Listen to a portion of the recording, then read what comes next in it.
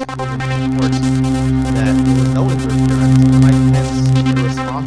The New York Times reported that the Board of Education in New York sent out 14 letters to different schools in New York saying that they did not have sufficient levels of secular education in their schools. What this means basically is that they're going to try to regulate their education. It's not clear what subjects there is deficiency in. I will say this, that I believe in general, technically you can homeschool your children. I think education teaches too many things these days. To get through life, you don't really have to know that much. In fact, kids that do worse in schools to get C's and D's, usually the ones that run the big corporations or the CEOs, the ones who get the better grades work for them. But it will be actually a good thing for the Jewish community. I believe tuition is too high, and I think there should be a move for Jews to go to public schools. Elon Musk has put forth some new rules at Twitter, basically outlining that you're not allowed to read more than 1,000 tweets a day, unless you're a verified account, which you can read 10,000 tweets a day. Apparently, people are upset about this. I don't know who the heck in the world reads 1,000 tweets a day. The reason that he implemented these changes is because artificial intelligence is reading thousands or millions of tweets a day in order to accumulate knowledge to be better at artificial intelligence. He and also the founder of Reddit think this is unfair that they're for free taking this information. They should be paying for it. I don't know. I don't even use Twitter. I think it's kind of stupid. I prefer seeing media, seeing videos, which Twitter is not a strong point. It's more in the written form. But I think they're right in terms of charging a premium for artificial intelligence companies. I just don't think that the customer should be paying for it. Damian Lillard wants out of Portland. He reportedly wants to go to Miami Heat.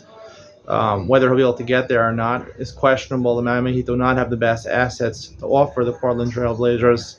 Damian Lillard is a good player. I actually think he'll be a really nice fit for the Heat because they don't really have a player who controls the ball most of the time. Damian Lillard, to be effective, he has to have the ball in his hand most of the times. Their star player, Jimmy Butler, is not like that. He plays off the ball. They have a nice center in Bam Adebayo. I think that he would actually be a really nice fit for the Heat. They already made the finals this year. He could propel them to a championship. So I think it makes sense for him to go to the Heat, for him and for the Heat.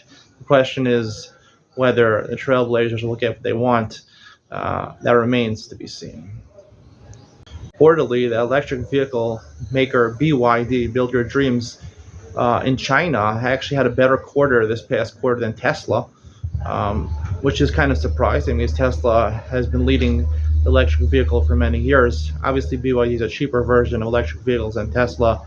I think over the long haul, though, obviously Tesla is going to beat it. Tesla is bordering in on autonomous driving. It's just a much cooler car. Obviously, it's more expensive than BYD, but I think the value of Tesla, Elon Musk has described Tesla as a product he absolutely loves. He wants to make products people absolutely love. And I've heard people who had Teslas say incredible things about Teslas. The owners of Teslas, basically talk about on end about how much they love their Tesla. So I think in the long run, Tesla will destroy BYD. The Israeli under-21 soccer team officially clinched a spot in the Summer Olympics next year in Paris, which is pretty significant. They haven't done this since 1976. Of course, this is not their main national team. This is under 21.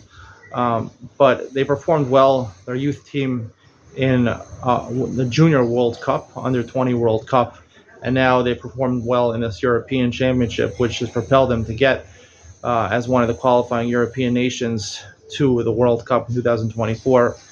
Obviously, as an Israeli, I'd like to see them do well. I'd like to see them win the tournament in the Olympics next year. But I think it's a positive sign, not just for Israel, but also for Jews in general, to be more accepted into higher echelon sports. You're seeing this more in the basketball levels, the baseball levels.